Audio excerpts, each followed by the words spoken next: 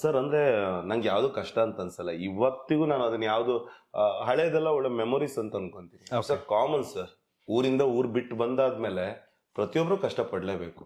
Correct. ಈಗ ನೀವು Bengaluru starting ಬರ್ತಾ ಏನಂತ ಒಂದ್ ಏರಿಯಾದಿಂದ ಇನ್ನೊಂದು ಏರಿಯಾಗೆ ಹೋಗಕ್ಕೆ ಯಾರ ಹತ್ರ ಕೇಳ್ಕೊಂಡೇ ಹೋಗ್ಬೇಕು. ಕರೆಕ್ಟ್. ನಾವು ಹಂಗೆ ಮಾಡ್ಕೊಂಡಿದ್ದಿದ್ದು ಆಕ್ಚುಲಿ. ಇಲ್ಲಿಂದ ಎಲ್ಲಾರು ಒಂದು 10 ಕಿಲೋಮೀಟರ್ ಟ್ರಾವೆಲ್ ಮಾಡಿದ್ರೆ ವಾಪಸ್ ಬರಕ್ ಗೊತ್ತಾಗ್ತಿಲ್ಲ ಇತ್ತು ನಮ್ಗೆ. Okay okay. ತುಂಬಾ ಹೊಸಬ್ರು ನಾವು ಬ್ಯಾಂಗ್ಳೂರ್ಗೆ. ಸರ್ ಇಷ್ಟು ಸಿನಿಮಾಗಳು ಮಾಡ್ತೀನಿ ನಾನು, 4-5 ಸಿನಿಮಾ, ಸೆಕೆಂಡ್ ಲೀಡ್, ಹೀರೋ, ಯಾವ್ದೋ ಒಂದು ಅವಾರ್ಡ್ ವಿನ್ ಆಗಿರುವಂತ ಸಿನಿಮಾ, ನಾನೇ ಬಬ್ಲೂಶ್ ಅಂತ ಸಿನಿಮಾ, ನಾನೇ ಬಬ್ಲೂಶ್ ಅನ್ನೋ ಕ್ಯಾರೆಕ್ಟರ್ ಮಾಡ್ತೀನಿ. ತುಂಬಾ ಒಳ್ಳೆ ಹೆಸರು ಬರುತ್ತೆ ಮೀಡಿಯಾದಲ್ಲೆಲ್ಲ, ಅಂದ್ರೆ ಎಲ್ಲ ಚೆನ್ನಾಗಿ ಬರೀತಾರೆ, ಚೆನ್ನಾಗಿ ಮಾಡಿದ್ರು ಹಾಗಂತ. ಬಟ್ ಎಲ್ಲೂ ತಕ್ಕ ಮಟ್ಟದ್ದು ಒಂದು ಯಶಸ್ಸು ಸಿಗಲ್ಲ. ಬೇರೆಯವ್ರಿಗೆ ಸಿಕ್ತಿತ್ತೆ. ನಾನು ಹೀರೋ ಆಗಿ ಮಾಡಿರೋ ಸಿನಿಮಾ ನಾರ್ಮಲ್ ಸಿನಿಮಾ ಅಲ್ಲ, ಇಟ್ಸ್ ಅ ಬಜೆಟ್ ಸಿನಿಮಾ. ಅಂದ್ರೆ ಇಂಡಸ್ಟ್ರಿ ನಾನು ಹೊಸಬ ಆಗಿದ್ರು ಒಂದು ಒಳ್ಳೆ ಬಜೆಟ್ ಹಾಕಿ ನಿರ್ಮಾಪಕರು ಸಿನಿಮಾ ಮಾಡಿದ್ರು, ಪ್ರಮೋಷನ್ ವೈಸ್ ರೀಚ್ ಆಗದೆ ಸಿನಿಮಾ ಹೋಗ್ಬಿಡ್ತು. ಇವತ್ತು ಯೂಟ್ಯೂಬ್ ಅಲ್ಲೆಲ್ಲ ಮಿಲಿಯನ್ಸ್ ಗಟ್ಟಲೆ ವ್ಯೂ ಆಗಿದೆ. ಕರೆಕ್ಟ್. ನಾವು ಹಿಂದಿಗೆ ಏನೋ ಡಬ್ಬಿಂಗ್ ರೈಟ್ಸ್ ಹೋಗಿತ್ತು, ಒಳ್ಳೆ ರೇಟ್ಗೆ ಸೇಲ್ ಮಾಡಿದ್ರು ಪ್ರೊಡ್ಯೂಸರ್. ಇವತ್ತು ನೀವು ನೋಡಿದ್ರೆ ಕಮೆಂಟ್ಸ್ ಒಂದು ಆಲ್ಮೋಸ್ಟ್ 3,000-4,000 ಕಮೆಂಟ್ಸ್ ಇದೆ.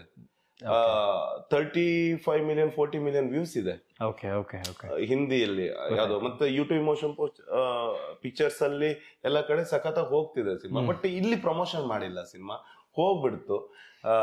ಬಟ್ ಇಷ್ಟು ಸಿನಿಮಾ ಮಾಡಿದಾಗ್ಲೂ ಮುಂದೆ ಏನ್ ಮಾಡೋಣ ಅಂತ ಇದ್ದಾಗ ನಾನು ಎಲ್ರು ಹೇಳ್ತಿದ್ರು ಇವ್ರ ಕತೆ ಆಯ್ತು, ಇನ್ ಸಿನಿಮಾ ಮಾಡಕ್ ಆಗಲ್ಲ, ಏನ್ ಮಾಡ್ತಾರೆ ಮುಂದೆ, ಹೀರೋ ಮಾಡಿದ್ರು ಇದ್ ಮಾಡಿದ್ರು, ಇವ್ರೇನ್ ವಾಪಸ್ ಕ್ಯಾರೆಕ್ಟರ್ ಮಾಡಕ್ ಬರ್ತಾರ ಅಂತ ಒಂದಿಷ್ಟು ಮಾತುಗಳನ್ನೆಲ್ಲ ಕೇಳ್ತೀನಿ ನಾನು.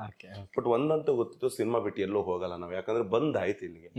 ಅದಾದ್ಮೇಲೆ ದರ್ಶನ್ ಸರ್ ಜೊತೆ ಸಿನಿಮಾದಲ್ಲಿ ಕ್ಯಾರೆಕ್ಟರ್ ಮಾಡಕ್ ಒಪ್ಕೊಂತೀನಿ ನಾನು. ಯಾಕಂದ್ರೆ ಸರ್ವೈವ್ ಆಗ್ಬೇಕಲ್ಲ ಸರ್, ಉಳಿಲೇಬೇಕು ಇಲ್ಲಿ. ಯಜಮಾನ ಸಿನಿಮಾಗೆ ಬ್ರದರ್ AP ಅರ್ಜುನ್ ನಂಗೆ ಒಳ್ಳೆ ಸ್ನೇಹಿತರು, ನಾನಂದ್ರೆ ತುಂಬಾ ಪ್ರೀತಿ ಅವ್ರಿಗೆ.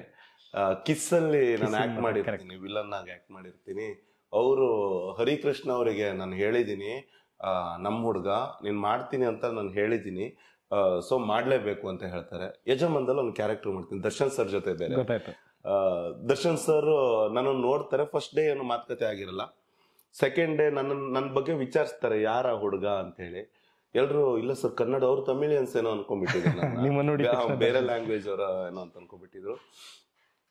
ಆಮೇಲೆ ನಾನು ಕನ್ನಡದಂತ ಗೊತ್ತಾದ್ಮೇಲೆ ತುಂಬಾ ಚೆನ್ನಾಗಿ ಮಾತಾಡಕ್ ಸ್ಟಾರ್ಟ್ ಮಾಡಿದ್ರು ದರ್ಶನ್ ಸರ್. ಎಷ್ಟು ಸೋಷಿಯಲ್ ಆಗಿ ಮಾತಾಡ್ತಿದ್ರಂದ್ರೆ ಈ ಫೈಟ್ ಸೀಕ್ವೆನ್ಸ್ ಮತ್ತು ಬೇರೆ ನಡೀತಿರ್ಬೇಕಾದ್ರೆ ತುಂಬಾ ಪ್ರೊಟೆಕ್ಟ್ ಮಾಡೋರು.